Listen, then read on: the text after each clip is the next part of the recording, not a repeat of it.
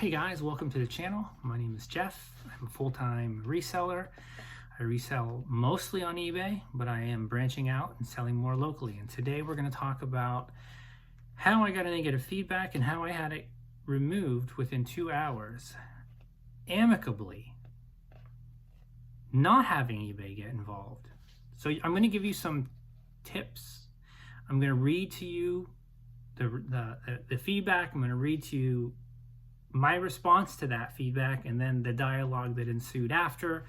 I'm going to share with you the things that I learned from eBay customer service as well.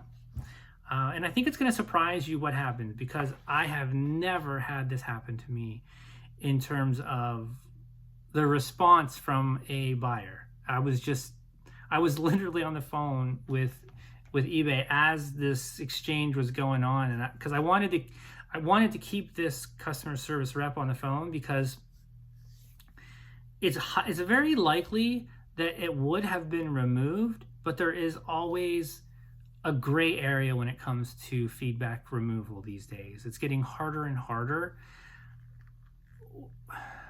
And the weight that is given to feedback is so much that it sucks. It just sucks. Especially when you get this kind of feedback, and there is a chance this could have stuck. Even though it was clearly buyer's remorse, but as I said, eBay is really getting more and more particular about having feedback removal because they care so much about the buyer's experience, right? They care so much about what they think. They don't care anything about what we think. So anyhow, today I was packaging, watching some YouTube. I checked my email. Oh no, not my email. I checked my feedback for some reason. I don't even know why. I guess I find myself checking my feedback like probably more than I should. And I know I'm going to get one eventually. I've never had one that's stuck in 12 years on my account and on my wife's account. She's never had one that has stuck. I know it's coming. It's inevitable to please everybody all of the time, just like it's impossible to please everybody on YouTube. Like my what sold videos get thumbs down, and I'm like, who thumbs down a what sold video, right? Like what is it about you that causes you to thumb down a video? I just think it's funny. I really do. Anyhow, so this was the feedback. It was for a winter hat.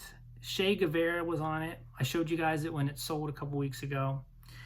So the feedback was the head was too small and he's made really bad material. So clearly ESL, English as a second language. And not that means anything other than the grammar is off. So I wanted you guys to know that that's exactly what the comment said. So I call in and I'm like, so I sent the guy an email, and I'm going to read to you my response to his negative feedback, because honestly, this response, I believe, was the difference. Because I know that getting negative feedback, it almost feels, it is personal, to be honest with you.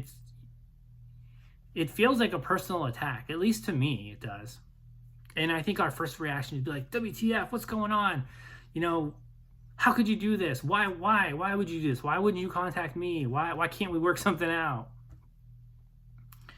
And I also feel like, just in the last video, how I was talking about feeling empowered, I feel like when stuff like this happens, we feel so vulnerable, and it's so frustrating. And it's like, it's things like this, there's so many things, there's so many aspects to reselling which suck. The fees, the feedback, being at the mercy of the buyer, shipping keeps going up. Sometimes I'm like, why do we even do this, right? But we do it because we love it in most cases, or we do it out of necessity, right? So my response to that was, hi, I just saw your feedback and I'd like the opportunity to make it right by refunding your entire purchase in exchange for a feedback revision for positive feedback, for attempting to correct anything in your eyes that is less than satisfactory. I didn't state a size, and I realize all heads are different sizes. And if it doesn't fit, then I don't want you to pay for it. As far as the material, it seemed like any average winter hat to me. Like there was nothing, it was just a winter hat. Like there was nothing special about it. There was nothing inferior about it. This is not what I put in I'm just telling you my inner thoughts. So may I send the feedback revision so you can revise it to positive, then I'll refund your entire purchase. I don't want any customer to have a bad experience when shopping with me. I truly do care about you. And I do. I'm really trying to make that switch. Because in the past, I don't know if I would have sent this email. Like I can get triggered. Like I get triggered with feedback, as I'm sure many of us do. And so after I sent this email, I called eBay because I know eBay wants you to make an attempt to work it out with the buyer. Now,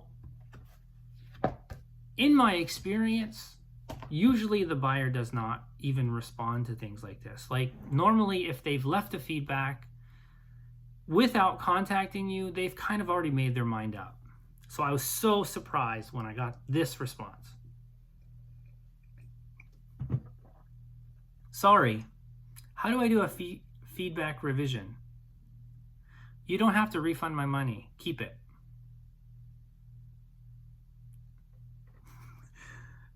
The eBay phone rep actually said to me, oh, he just responded. And so we reread it together. And this particular rep, he was from Colombia. He was amazing. He was so awesome. He, even before, like when he was reading the comment or the feedback for the first time, he's like, this should be removed. But, when they send that request for revision and they send it to that next department, so much gets lost in common sense. That other department, whoever is looking at it at the moment, might not see the whole picture. So then he goes, so I'm going to read to you the next couple emails, because he emailed me 4 things, 1 sentence. Sorry, I don't save that listing that I buy. I delete everything, so I don't know how to do what you were asking. So at this point, I'm thinking, I didn't get any message to revise the feedback. I'm thinking, man, this is going to come down to him just not knowing how to do it. Because I don't really buy things on eBay. I just sell. So I've never left anybody negative feedback. So I've never left somebody negative feedback and then had a revision sent to me. So I don't really even know how to explain to him, but I did get that answer. And so part of this post is also to share some of what I learned about this. I'm sorry for what I wrote on the feedback. I didn't know the consequences, and I will never do that again. I didn't mean to do that. I mean, this guy, have you ever had a customer so polite? I agreed. So at this point, so he said, I agree to change the feedback from negative to positive. So at that point,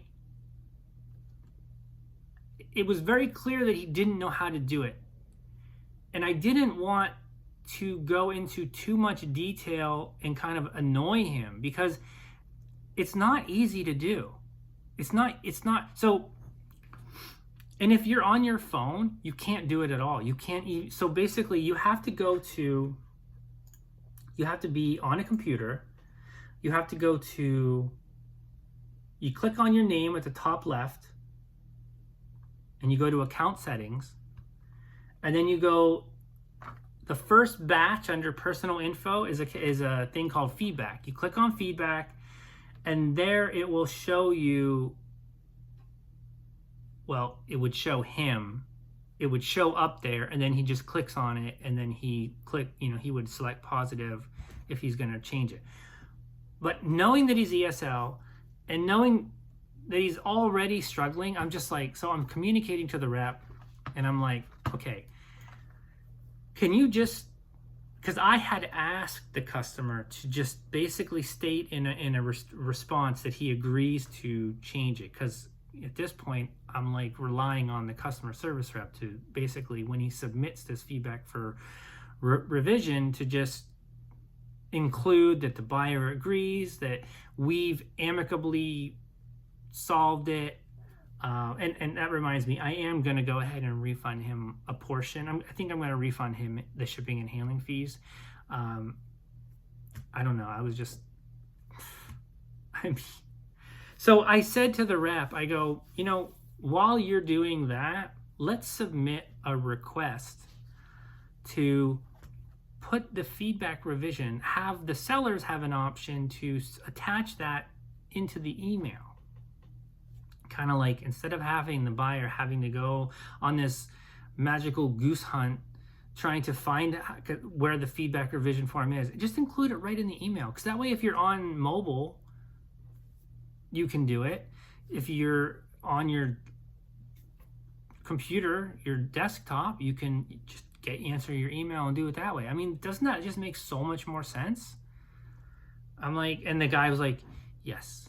He's like, that actually makes so much sense. I'm like, okay, I mean, I'm like, I'll just bill eBay for this wonderful idea. But I mean, it's a great idea. It's like, why make this more difficult than it already has to be?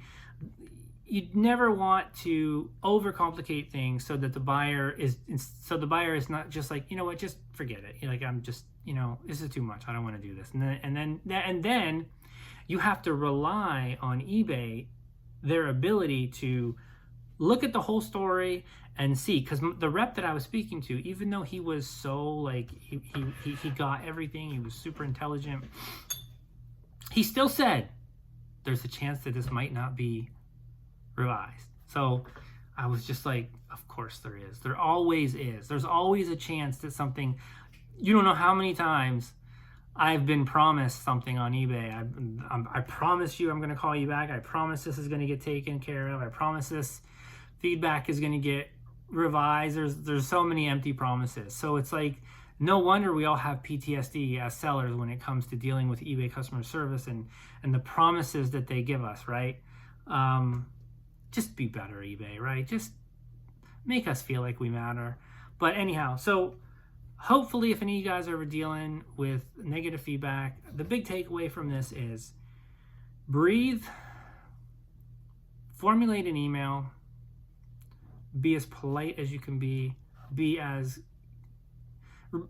send the email that you would like to receive if you had a bad experience for whatever reason, you know.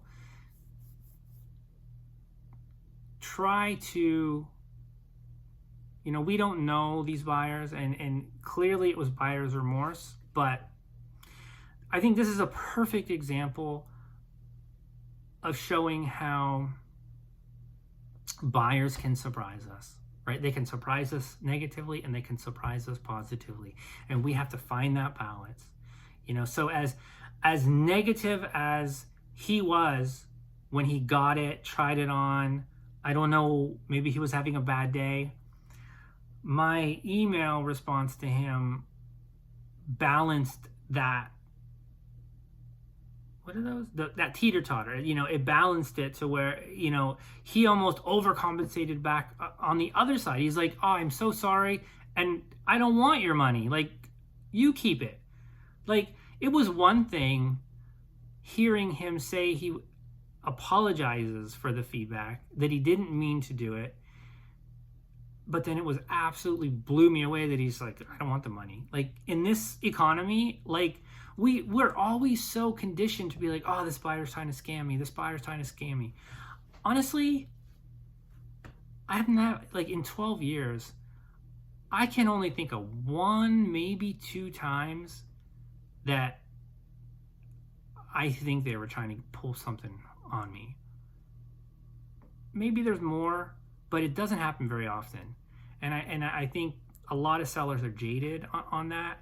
And I think we just have to remember, like, these are people, they're capable of surprising us to the upside. So with that being said, if you're still here, please feed the YouTube algo, like, subscribe, comment. I try to read all the comments and I try to respond when it's applicable. I'm very accessible. The community that is growing, I don't delete comments. I try to leave, unless you're being, racist or, rude, like super rude. I try to leave criticisms are welcome. I can't do and be better if I don't hear what other people, if people can't express whatever they're thinking. So yeah, anyhow, thanks for watching. I really appreciate you guys. Take care. Have a good night or a day. I don't know when I'm going to post this video, but I'm making it Wednesday night. I'm going to post it sometime tomorrow. Take care.